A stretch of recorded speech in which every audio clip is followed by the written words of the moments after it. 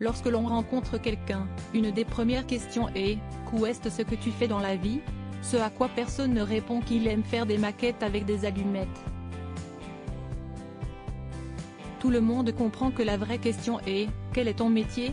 Dans le microcosme des expatriés, que William évoquait déjà ici, cette question revêt une importance particulière, car elle permet de répondre en même temps à « Pourquoi es-tu ici ?»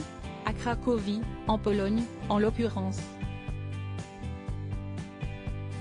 Le plus souvent, je me répondais donc « Moi, je ne travaille pas », si estime mon épouse qui a été envoyée à Cracovie par son employeur, dans le secteur bancaire. Je l'ai suivi avec les enfants. Dans l'imaginaire de tous, le couple expatrié, si estime monsieur qui bosse, madame qui suit. Nora et moi transgressions les usages. En tant qu'unique francophone qui a suivi sa femme expatriée, il me faut me mêler aux femmes d'expat. À Cracovie, il n'a pas de club de mâles au foyer ou d'époux d'expat. J'étais vivement invité par mes consoeurs au petit café hebdomadaire du jeudi au café Wedel, sur le Rynek-Gouvenet, la place du marché, pour y papoter de tout et de rien. Des ventes démonstrations de bijoux y étaient aussi organisées.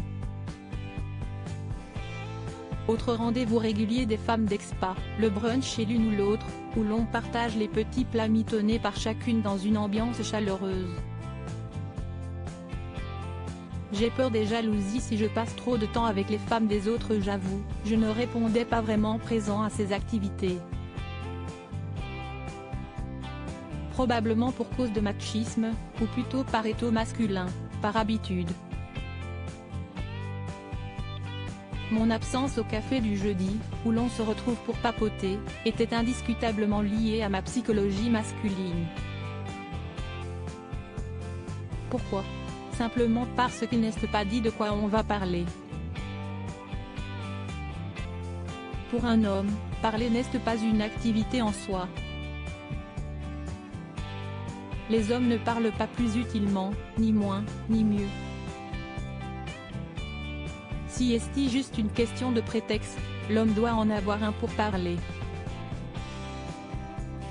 Résultat, en 2 ans, je n'ai à mon actif que 2 visites culturelles et un brunch. J'aurais pu participer davantage aux différentes activités, mais cela m'aurait fait passer plus de temps avec les femmes des autres. Les expats se côtoient sur des courtes durées, il n'y a pas de temps à perdre avec de longues périodes d'approche. Dans un microcosme unisexe, et a priori hétérosexuel, cela ne pose pas de problème. Il y a, par contre, fort à parier qu'une amitié rapidement conclue entre un homme et une femme, qui plus est en l'absence des conjoints respectifs, ne manquerait pas d'attirer les soupçons. Et rien ne me dit que ça ne m'aurait pas attiré la jalousie des époux, voire pire, celle de Nora. Je tiens un blog, je cours, je m'occupe des enfants. Tu te fais chier, en fait. Je pouvais tout de même briser ma solitude lors des soirées organisées par la communauté scolaire de l'école internationale où étaient inscrits nos enfants, aux frais du patron de Nora. Je me suis donc retrouvée un soir, cocktail en main, entourée d'hommes, disposés à parler de tous les sujets virils possibles, voitures, foot, blagues sexistes. Mais Reginald et Oscar, mes interlocuteurs, en avaient décidé autrement. Après un regard complice jeté à Oscar, Reginald m'interrogea, « Franchement, William, qu'est ce que tu fais de tes journées ? Tu ne te fais pas chier ? » ?»« Non, non, ça va. » répondis-je, surpris. Reginald esquissa un sourire qui semblait traduire ses pensées. « Ouais. J'avais raison, il se fait chier. » Sur la défensive, je poursuis mon argumentation maladroite. J'écris sur mon blog, je me suis mis à la course à pied, j'ai 2 heures de cours de polonais par semaine et j'ai repris la guitare. sans compter tout le reste, s'occuper des enfants, des courses, de la maison. William, tu ne fais quand même pas le ménage? Intervient Oscar. Si, pourquoi? Souvent, le vendredi, je me demande ce que j'ai bien pu faire de ma semaine. Pourquoi ne l'aurais-je pas fait? Par choix d'être un homme au foyer complet, j'avais refusé de sous-traiter le nettoyage de la maison. Mais même si les tâches ménagères prenaient du temps, il était fréquent, le vendredi, que je me demande ce que j'avais bien pu faire de ma semaine. Mais, ça, je n'allais pas l'avouer à Oscar et Reginald. Surtout, ce qui semblait véritablement les perturber, c'était de savoir ce que pouvait bien faire un homme dans la position d'une femme au foyer. Pour beaucoup, les tâches ménagères sont encore une histoire de femme. Dans ce domaine, le machisme règne encore en maître, davantage peut-être que dans le monde du travail. Et la répartition des tâches domestiques est loin d'être équitable.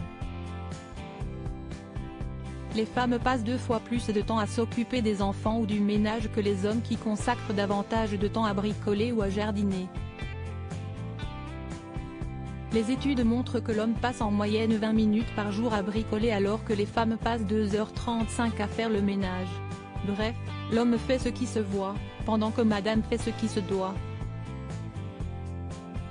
À qui revient le plus grand mérite? La réponse, Oscar et Reginald n'étaient pas disposés à l'entendre. Ce témoignage vous a plu? Retrouvez l'épisode 1 ici, gros vénard.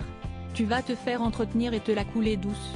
Et découvrez le 3e, et dernier, épisode là, je me suis révélé être un affreux macho sexiste. Et retrouvez en librairie le livre de William Quentin, Un homme au foyer à la conquête du monde, édition.